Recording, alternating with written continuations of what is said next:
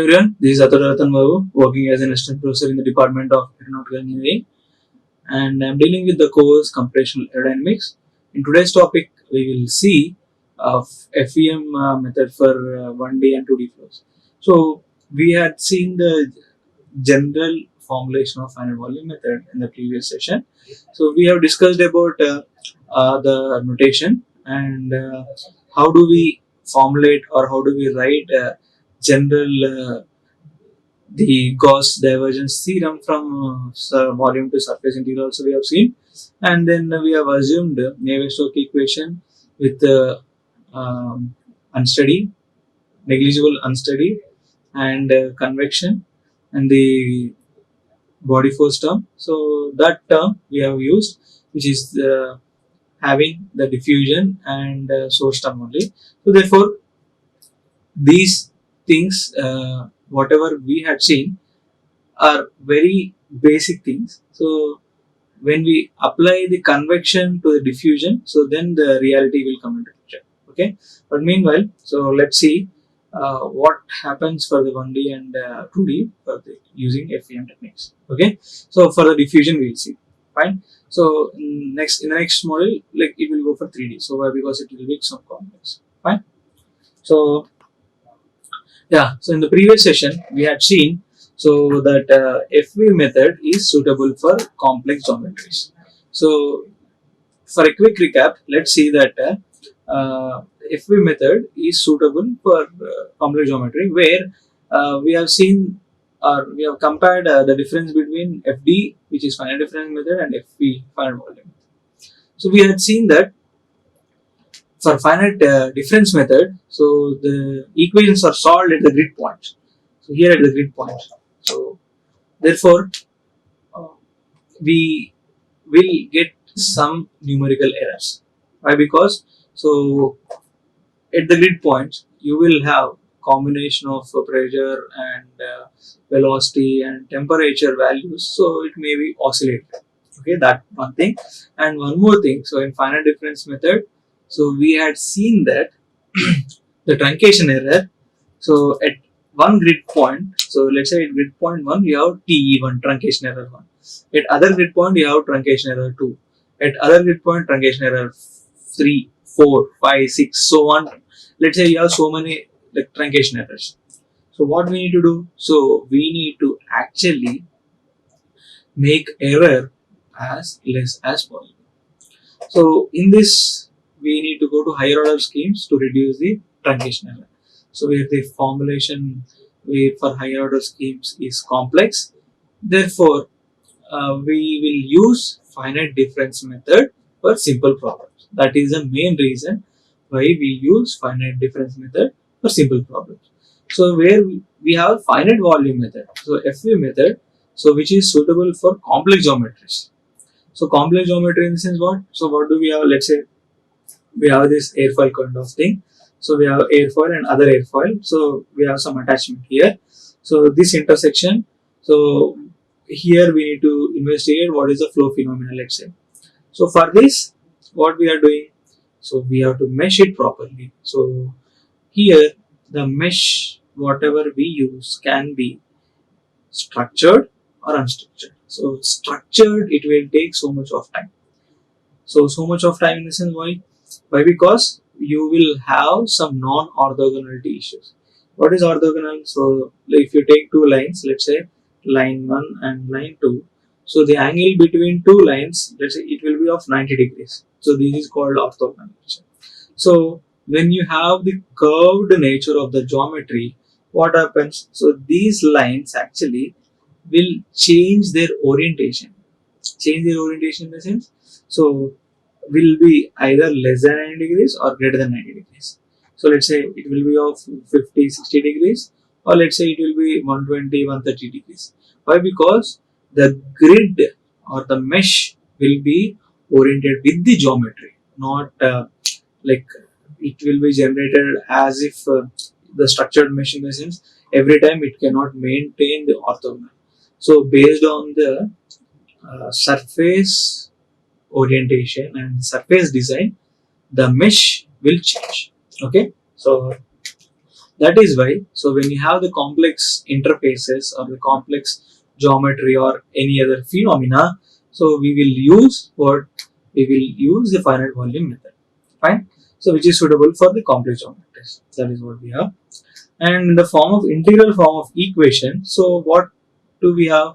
So this is called what we have seen, convection term, and this is called the diffusion term, and this one we have seen it as source term. Okay, so source term in the sense, let's say example, you have some emitting source every time, light emitting or let's say heat emitting source. So let's say you have a rod and you are welding it actually, so heat transfer will takes place through the domain, and there the heat source is traveling throughout the field actually. So this is one kind of example. Fine. So when we see a generalized equation, so there will be convection term CV and there will be diffusion term BF. Okay, and there will be source term. So I just told you. So one non-dimensional number which is called Reynolds number. So Reynolds number is nothing but rho V L by mu.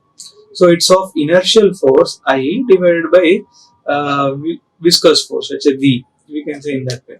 Okay. So here for the Reynolds number on the top, it is basically concerned with the convection term. On the bottom or the denominator, it is dealt with the diffusion term actually. So the ratio of convection to the diffusion is there.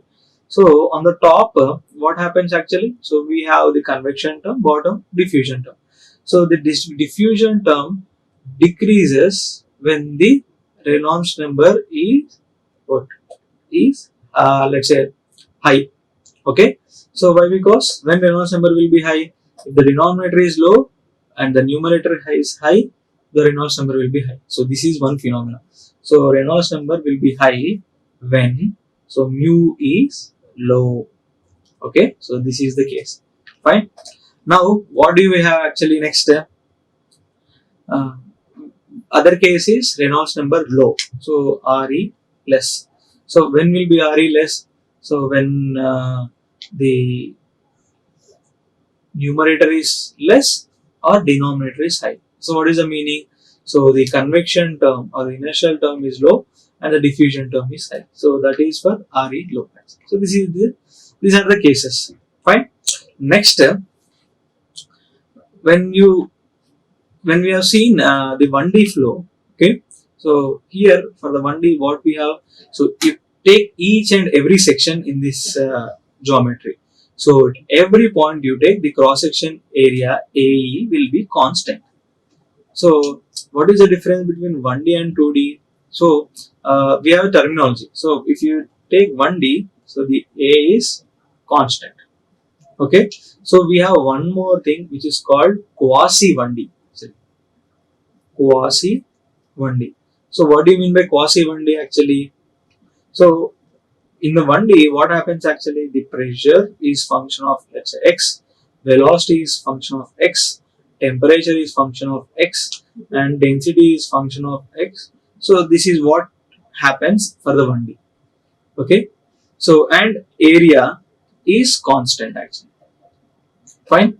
So area is constant and remaining all variables, pressure, velocity, temperature, density, they vary with respect to only x direction. Now in the quasi 1D, what is the difference between 1D and quasi 1D we are seeing? So where these things will happen, same. Additionally, A also will vary with respect to x direction. So the area changes. So the flow variable, whatever we have, pressure, temperature, density, velocity. So these values they vary with respect to x direction, only x direction in the 1D. Area is constant, but additionally, what is happening in the quasi 1D? So we have area change. That is the difference actually. Fine. So this is what we have. Now for this, let's say we have seen some sign convention. So we'll just recap it. So we will just recap whatever we have seen the sign convention. So here WW is nothing but so west node. So W is nothing but west, E is nothing but east. P is point of interest. Okay, so this is called what? Immediate west side or the left side node for the point P. And you have one more node which is WW, fine. And then after you have E, so which is of east node, and next you have one more east node, fine. So you have west node, west node. So additionally, let's say if you have one more point, what happens? WW. Let's say you have west, and let's say you have one more point here. Let's say that will be E. So you have east point, fine. So therefore, what is happening actually when you see WWW? So it is called west, and when you see E, that is east. So here, instead of writing the index notation I plus 1, so we are just seeing the neighboring points in terms of the direction, let's say east, west, north, south. So when you go for 2D, so you will have north and south also, fine. This is what we have. Now what is happening actually, the point of interest P and W, so the distance you can see that it is delta x P W. So as you know that delta x is called the distance between two grid points along x direction. When you have delta y, the distance between two grid points along y direction. Okay, so that is the difference, fine. So here what we are doing, so whatever the point of interest we need to find, so that will be at the center of your cell or at the centroid of the cell. So with respect to this point, so we will be calculating, so whatever the flux or whatever the changes that is happening across these areas. So you have small w and you have small e.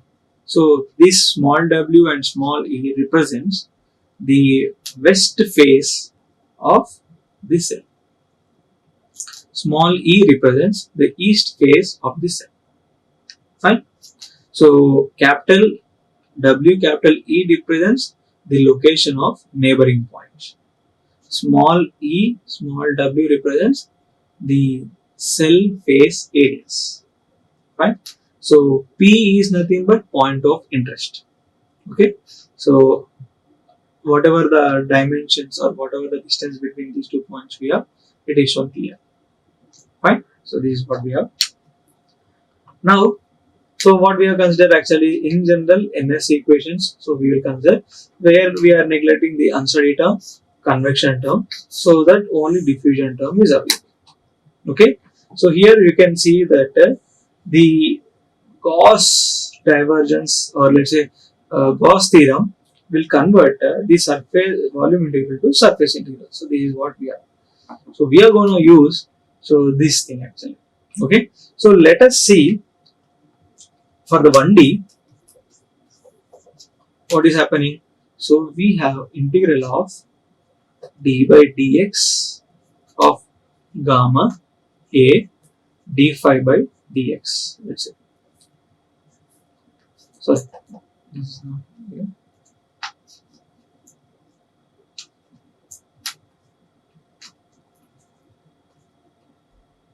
So here we have gamma. Actually, this will be dA into d phi by dx. So this is what we have. Fine. So here, what is happening actually? So we need to integrate once with respect to the area. So what areas? So we have W, we have E. So therefore, so we need to integrate with respect to W area to E area. Fine. So this is what we have. Now, when we integrate, what happens actually? So we will get gamma E into d phi by dx at E into area E. That will be constant. So let's take it as A minus, so gamma W A W, or A is constant, area is constant, we will take it as AE, and d phi by dx at W, let's say. Fine. So this is what this phase and that phase we are taking. Okay. So here what is happening? So if you want to get whatever the value of the diffusion coefficient here at this phase. So how do we get the average between at this point and at this point? Okay, at point P, at point P. So similarly, when you want to get the gamma value, gamma is nothing but diffusion constant. Okay, but that value can vary with respect to time when the turbulence come into picture. Right? So this gamma here, when you want to calculate W, so that will be in between the average of W point and point of interest. Fine. So this is what we have. Let's see what is gamma small e. Gamma small e is nothing but gamma of capital P plus gamma at capital E divided by 2. So what is the meaning of this actually? So gamma at point of interest P, so the value of diffusion coefficient at point of interest P and value of diffusion coefficient at the east node average is nothing but whatever the gamma value we have at the east face of the cell. So if we take the cell again, so this is the cell, this is the point of interest P, and this is what we have west face, and this is what we have east face. Okay, so if you take here, you have capital W point, here we have next capital E point. Fine, so this is what we have. Now what is d phi by dx of E? So that will be, so if you want to calculate the gradient here, let's say these points, between these 2 points we have seen. So that will be phi p, or sorry, phi e minus phi p divided by, so what is the distance actually between these 2 points? That will be delta x p and e. That is what we have. Fine. Next, what do we have? So we have dou phi by, or d phi by dx for west face.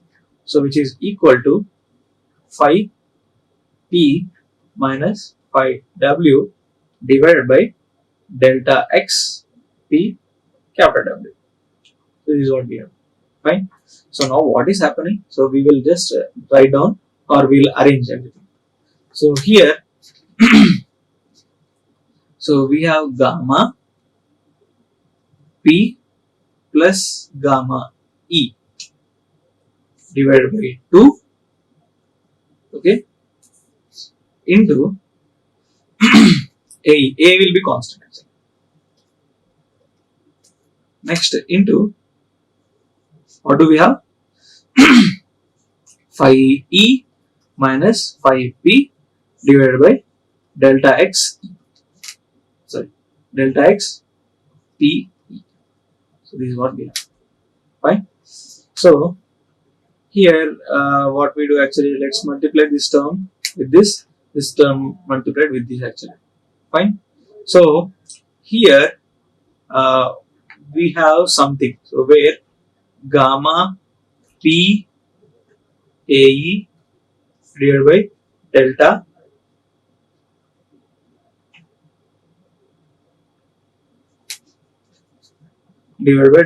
x PE.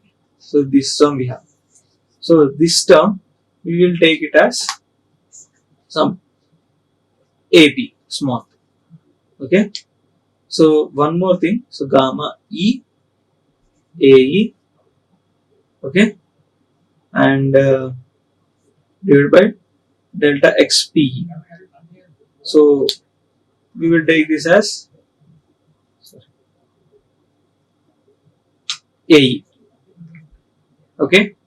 So we have this term, and so we will assume whatever the constants is there, so we will assume in this way, but let us write down the west face also, so that combinedly we will write it.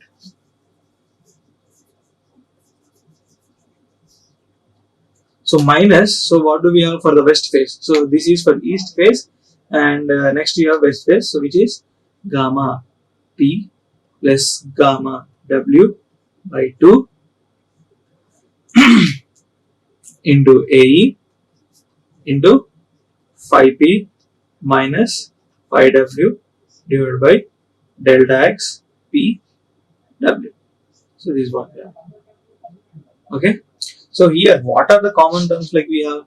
So we have to collect all the terms. So which are having. So it's like a of phi p, ap of phi p is equal to a e of phi e plus aw of phi w. Okay. Here you can see the value of AP is in terms of gamma, in terms of gamma W, in terms of gamma A and delta X, it will be there actually.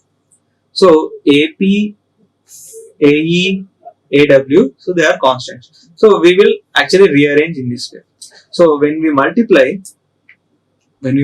these things and when we rearrange, so we have to write all 5p terms one side, all next 5w terms one side, and all 5e terms one side. Let's see what is happening. Fine. So here when we multiply, what is happening, so we will take area as common, so where the area term will be taken outside, so it is common everywhere. Now, so when you multiply, let's say this 5p into 5e, so we have this thing. One first term will be gamma p 5e divided by 2 minus gamma p 5p divided by 2. So here you have what, delta x pe, here also delta x pe. So this is what we have. So this is come from this. Next you have gamma e also plus gamma e phi e. Okay, this is what we have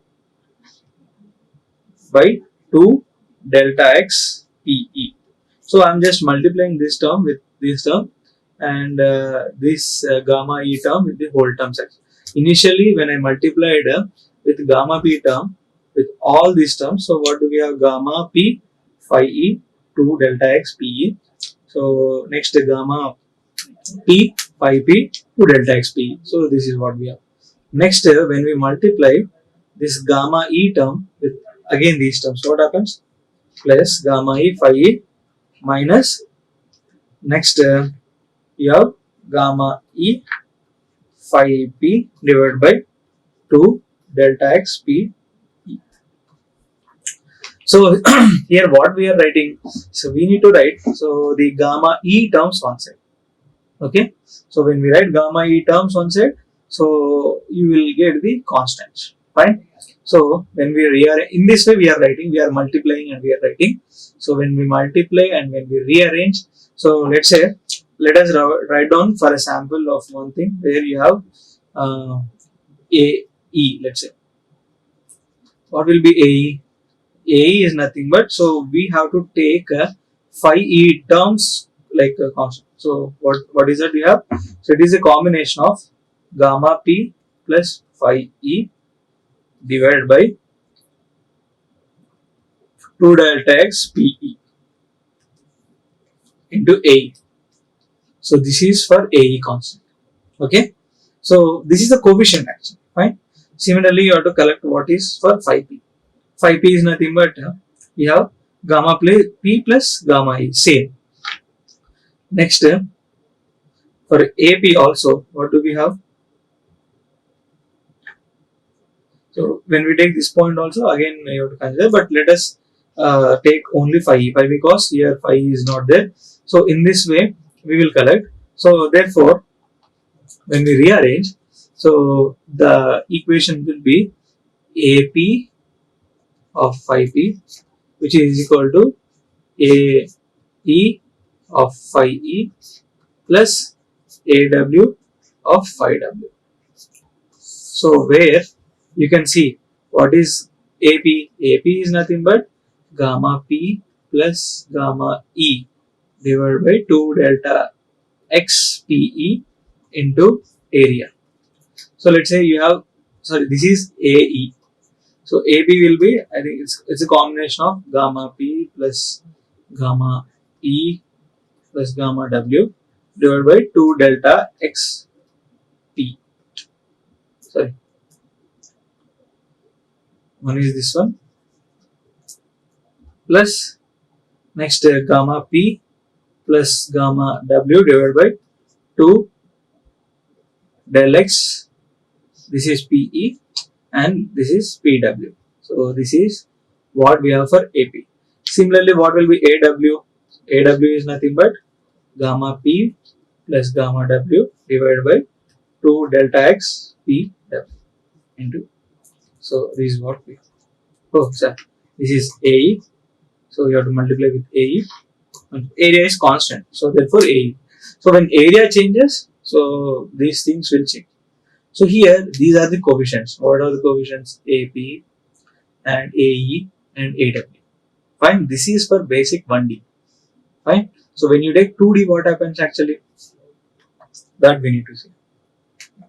So when we take 2D, so here, let's say this is a point. So here, this is the point of interest P. So previously what we have seen, so we have west node. So here you have east node. So similarly, here you have north. Here you have south node. So that is the difference. So what would be the equation actually? So previously what we have, so AP phi P is equal to AE phi E plus AW phi W. So how did we get? So we got whatever the things we have. So which is in terms of delta XP and gamma P gamma E. So this is what we have. So here when we take this diagram, so what happens actually? The distance between, so this point of interest P and west node, what we have seen, that is delta X P W. So this one we have seen it as delta X P. Now what we have to see? We are seeing along y direction actually. When you say 2D, we have X and Y. Okay. So what do we have for the north node? So similarly, so this is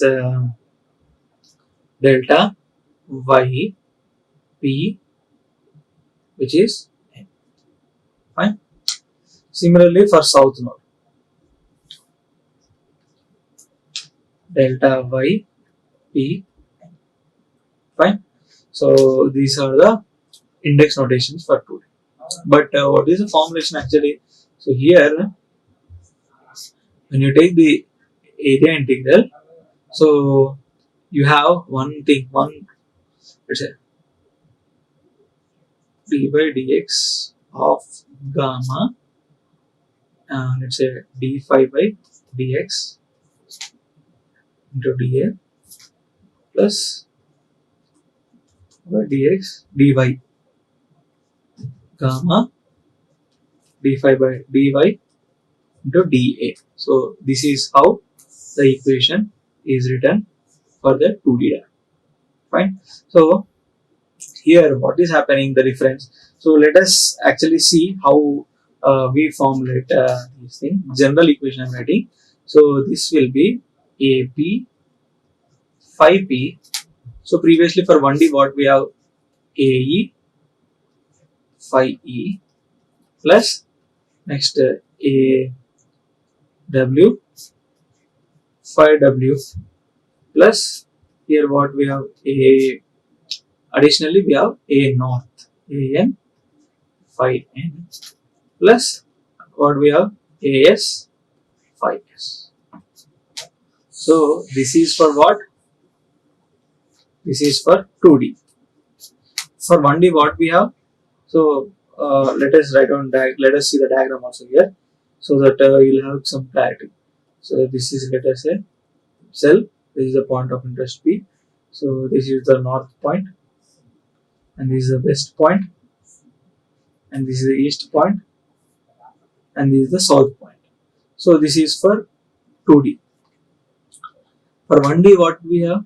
So we have AP 5P is equal to AE 5E plus AW 5W. So this is what we have. So here what we have, so this is the point of interest P, this is the cell. So here you have, this is the west node, this is the east node. Okay, so this is the different answer. So by this I think you can guess what is the 3D also. Fine, so that thing we will see next slide, but here we have to see in detail about 2D and 3D, what is the difference. So what will be the value of AN and this thing? What will be the value of AN? What will be the value of AS actually? So whatever we have, let's take AE. So what is AE? It is gamma E plus gamma P by 2 delta X PE, okay, into AE. Fine. So let's say that for 2D, the area along X, area along Y is same. So just assume that's it. So if it is not same, let us take this as AX. Okay. So why we are taking AX? So since it is 2D, we are saying that along X, along let's say horizontal direction, or the flux along the area along this cross section, that is AX. At this cross section, we are taking it as A values. Depends. So for our assumption, let us take it as A only. So where A is equal to AX is equal to A. So this is what we have. Fine. So with this assumption, we are calculating, or we are writing the values of different areas. Fine. So here, what we have seen for the east. Okay. Similarly, for north, what will be there? Okay. So we will write on here. So we have AN and we have AS. What is AN? Gamma of N plus gamma of P divided by, is it 2 delta X? No.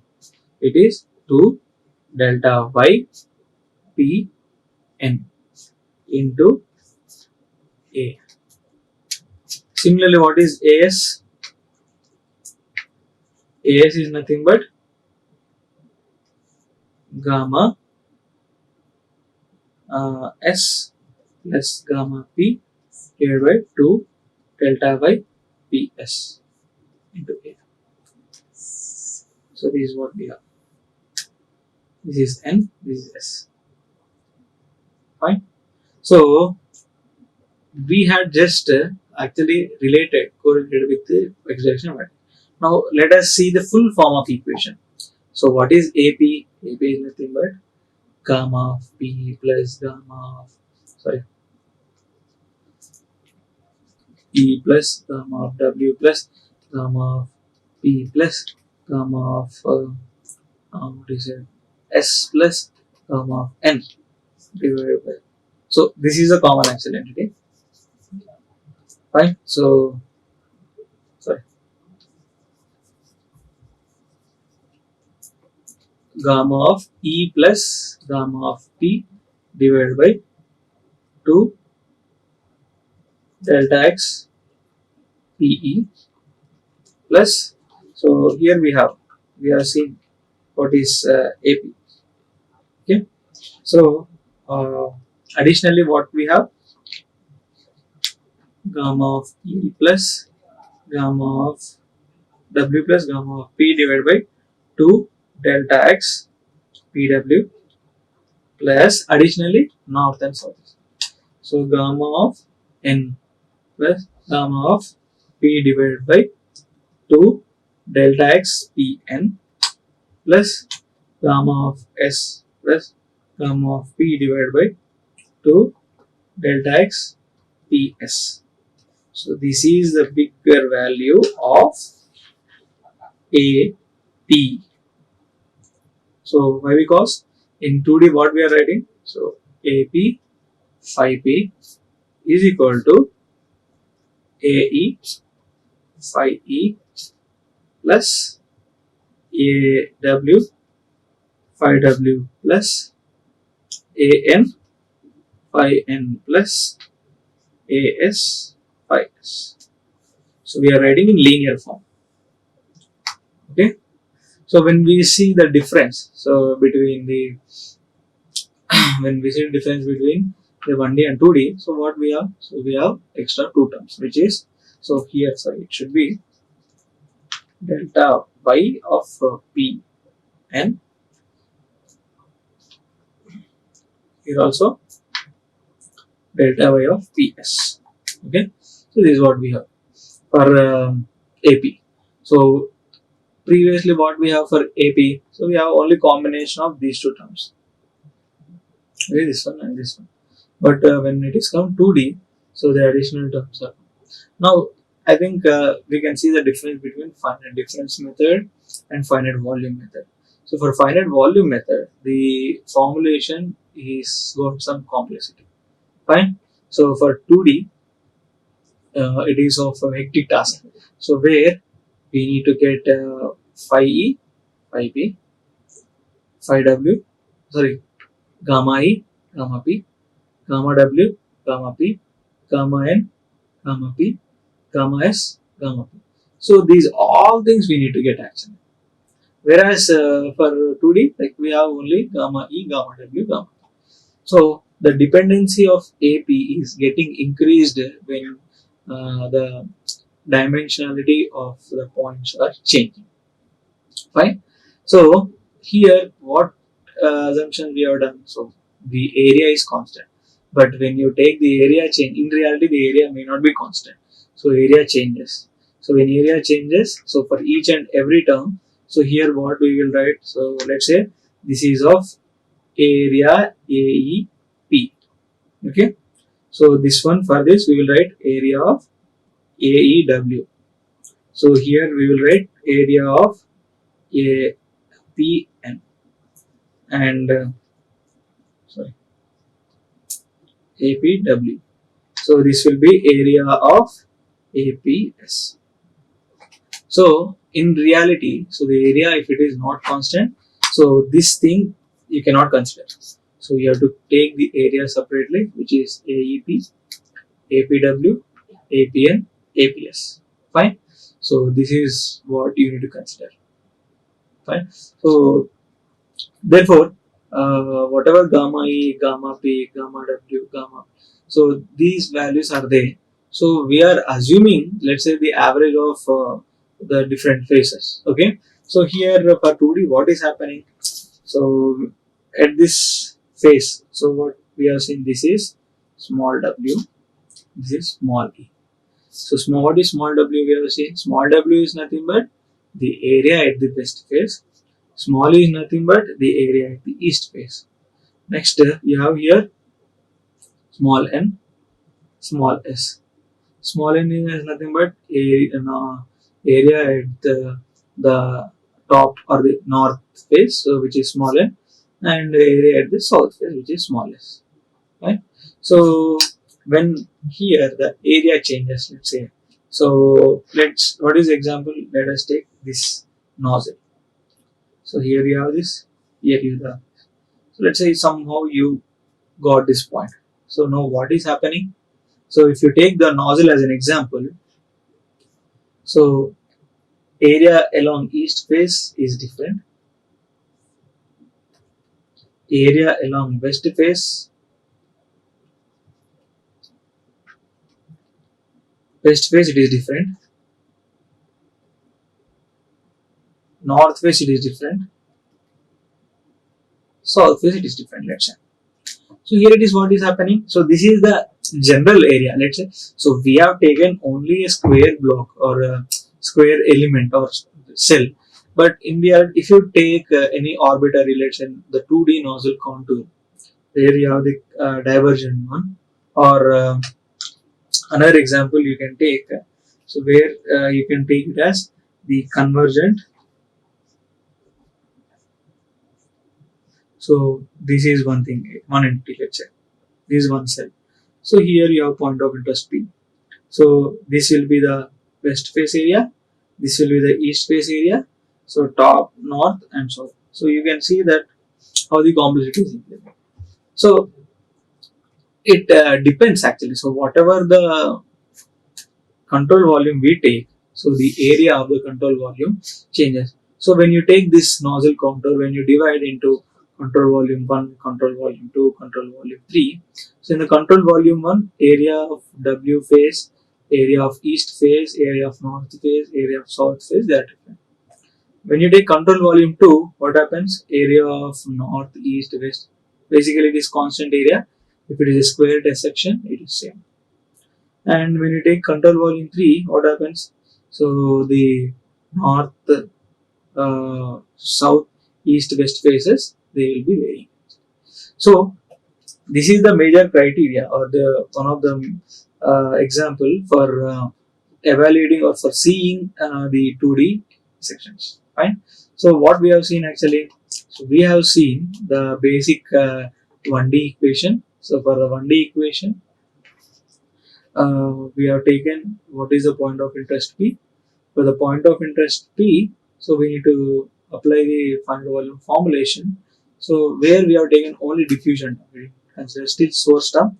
So when you take source term, in addition, so what is happening, So the additionally, so for source term, you have S is equal to S constant plus S of phi of phi p. So here what is happening? Additionally, in the phi p term, so we have S phi. Okay. So here one extra term will come. What is that? S of phi, which is source term. Right. Okay. So when we take source term, the physics will change. When you does not consider source term, the physics will change. Or let's say when you does not consider source term, it is purely a diffusion equation. So here you can see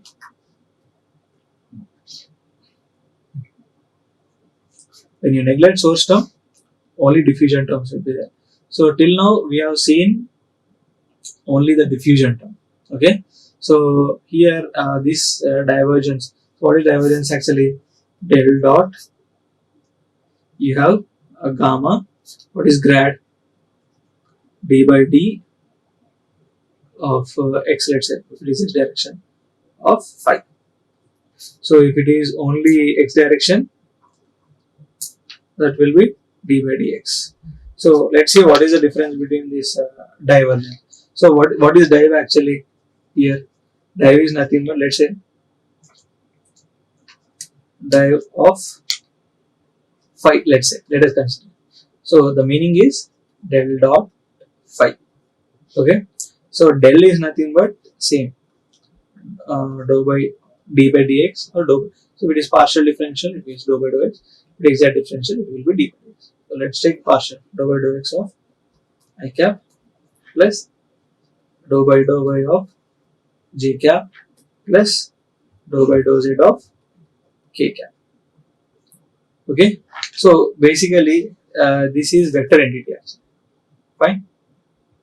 So grad basically it is general entity where you will differentiate with all the d phi by d or all the terms, but in a scalar mode. So it is a vector entity divergence, and this is of also vector entity. When you do the dot product, so we get this action. Fine. So this is we considered for the finite volume formulation. So when we take source term, when the linearity and the complexity will change. So when you take source term, that S phi, let's say, is equal to like S plus SP and phi p. Let's say. So this is what we consider. Let's say. So here it is constant. Here it is linear term. So you can consider the non-linear term also. So the complex you assume, the complexity changes. Right? So initially when we have calculated or when you have formulated for 1D, So at a point of interest P, so at west and east phase, so what do we have? So we have taken the surface integral along small w and small.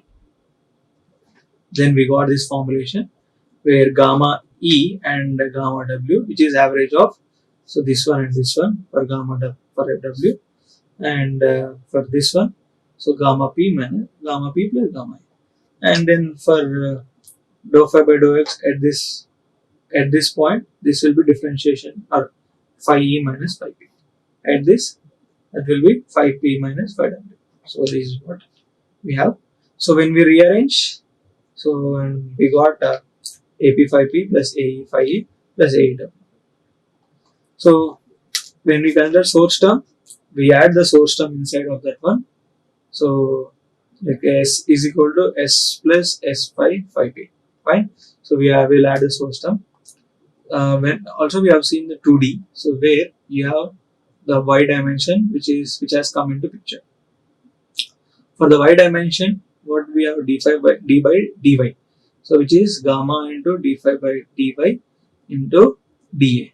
So if the area is constant, so where we have the square section, so A, this will be A, this will be every way surface, it is A.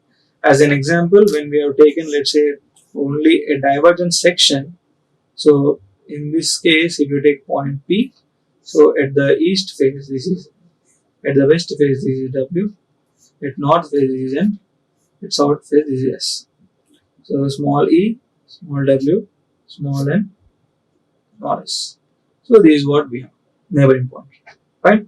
So here the area is not constant. So let's say here this is a small e and this is a small w. Here this is a small n and this is a small s. Previously when we have taken only square element, these all are same. So we can actually, in reality, this is not same. So we need to follow this convention. So when we had rewritten the formulation, so for 1D to 2D, so we have additional two terms, so which is phi n, a n phi n, and as phi s. So when you add source term along x and y direction, still the complexity will increase. Right? So with this, we have seen the 1D and 2D formulation for the FVM method. Okay, so in the next module, so we'll see uh, what is finite volume formulation for 3D. So why? Because 1D 2D is of small task, but 3D is a big task. So we have 6 neighboring points. Previously for 1D we have 2 neighboring points. For 2D we have 4 neighboring points. For 3D we'll have 6 neighboring points. So a special formulation has to be seen. So once we see the 3D, next we'll go for the numerical problems using 1D, using 2D and using 3D for the finite volume formulation. Thank you. Like, share and subscribe. Hit the bell icon for more updates.